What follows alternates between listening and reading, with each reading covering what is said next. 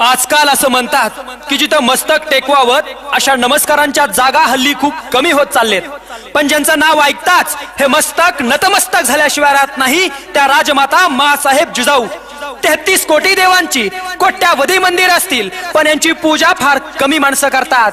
पण माझ्या राजाचं एकही मंदिर नाही, पण कोट्यावधी माणसं माझ्या राजाची पूजा करतात. ते जाणते राजे छत्रपती शिवाजी महाराज. ये संभा मर सकता है मगर कभी बेईमान नहीं हो सकता. ते छत्रपती संभाजी महाराज यांच्या विचारांना अभिवादन करून मी खंडू डोईफोडे शिवरायांचं गुणगान गाण्यासाठी आपल्या समोर उभा आहे. मुस्लिम सत्तेच्या छदाळावरती पाय देऊन माझा राजा छत्रपती झाला. अरे नाही नाही नाही, फक्त जिजाऊचा पुत्र शिवाजी छत्रपती नाही झाला, तर या हिरव्या वादळाला नमून भगवी दहशत निर्माण करणारा अवघा मराठा छत्रपती झाला. छत्रपती शिवाजी महाराज आणि मिर्झाराजे जयसिंग यांच्यामध्ये तहाची बोलणी चालू होते आणि तिकडं पुरंदरचा किल्ला जिंकणार म्हणून दिलेर खान पुरंदरच्या किल्ल्यावरती ताव मारून गेला होता आणि पुरंदरच्या किल्ल्यावर उभा होता मुरारबाजी.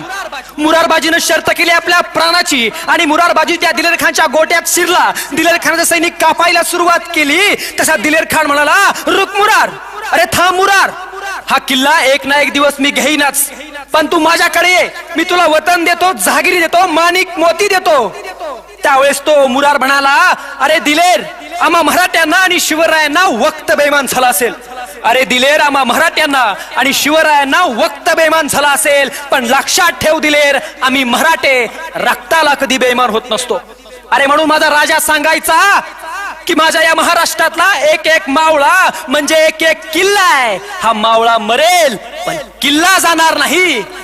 अरे म्हणून मराठा म्हणजे भागासारखी डरकाळी फोडणारा, मराठा म्हणजे हरणासारखा दौडत पळणारा, मराठा म्हणजे चित्त्यासारखा चपळ असणारा, मराठा म्हणजे वाऱ्यासारखा तुफान काळजात घेऊन फिरणारा, मराठा म्हणजे संघर्षाची अनुभूती हर क्षणी घेणारा. अरे मराठा म्हणजे मरकर जो हटा सो मराठा.